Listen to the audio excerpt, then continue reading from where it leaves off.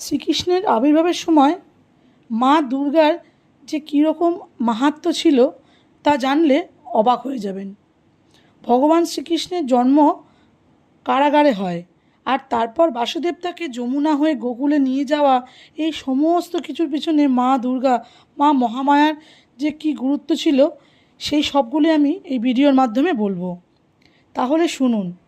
সবাই জানেন ভগবান শ্রীকৃষ্ণের রাত 12টার সময় জন্ম হয়। তখন কিন্তু মা দেবকী আর বাবা অর্থাৎ পিতা বাসুদেব দুজনেই অচেতন ছিলেন, এবং বাসুদেব কিন্তু অচেতন ছিলেন তার সম্পূর্ণ কারণ মা যোগমায়ার জন্য। তিনি তাদেরকে অচেতন করে রেখেছিলেন। বাসুদেব যখন গোপালকে নিয়ে কারাগার থেকে বেরোচ্ছিলেন তখন সবাই অচেতন ছিল। কারাগারের লৌহ কপাট খুলে গেছিল। বাসুদেব যখন যমুনা তীরে এসে দাঁড়ালো, চারিদিকে তখন প্রচণ্ড বজ্রবিদ্যুৎ সহ বৃষ্টিপাত হচ্ছে, মেঘ গর্জন করছে, চারিদিকে ঝোড়ো হাওয়া বইছে। পৃথিবী তখন থরথর করে কাঁপছে। প্রকৃতির সেই ভয়ঙ্কর রূপে বাসুদেব তখন যমুনা তীরে দাঁড়িয়েছিলেন। তিনি বুঝতেই পারছিলেন না যে এই যমুনা তীর বা যমুনা নদী কিভাবে পার হবেন। ঠিক তখনই বাসুদেব দেখলেন যে একটি শিয়াল যমুনা নদীটা আপন মনে হাঁটতে হাঁটতে পার হয়ে গেল। এই শিয়ালটাই কিন্তু ছিল মা দুর্গার একটি রূপ। বাসুদেব যখন বুঝতে পারল যে যদি ওই যমুনা নদী একটি শিয়াল পার হয়ে যেতে পারে, তিনি কেন পারবেন না, সঙ্গে সঙ্গে তিনি গোপালকে নিয়ে সেই ভয়ঙ্কর যমুনা নদী হেঁটে হেঁটে পার হয়ে গেলেন। তখন সে ভগবান শ্রীকৃষ্ণ অর্থাৎ গোপালকে নিয়ে গোকুলের দিকে রওনা হয়ে গেলেন।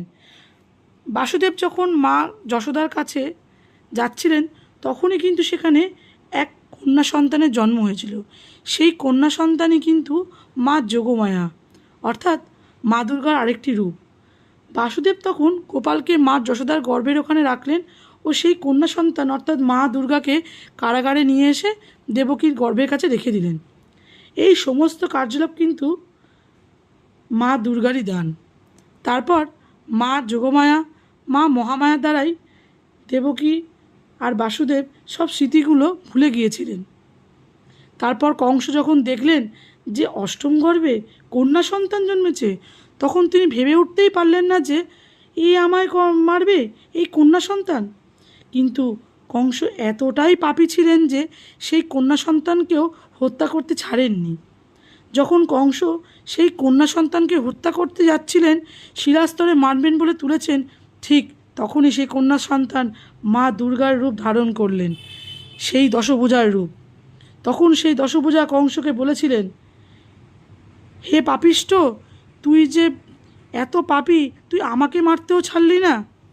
তোকে যে বিনাশ করবে সে দেবকীর অষ্টম গর্ভের সন্তান জন্ম নিয়েছে, সেই তোকে বিনাশ করবে, তোর বিনাশ অনিবার্য, তুই আমাকে মারবি, এই বলে মা দুর্গা চলে গিয়েছিলেন।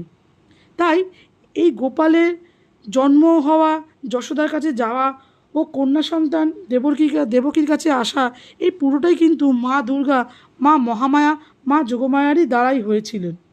এই ছোট্ট ভিডিওর মাধ্যমে আমি আপনাদেরকে সব জানানোর চেষ্টা করেছি যে সব কিছুর পিছনেই মা যোগমায়ার হাত ছিলেন। এই সবটাই হয়েছিল মা দুর্গার দ্বারাই।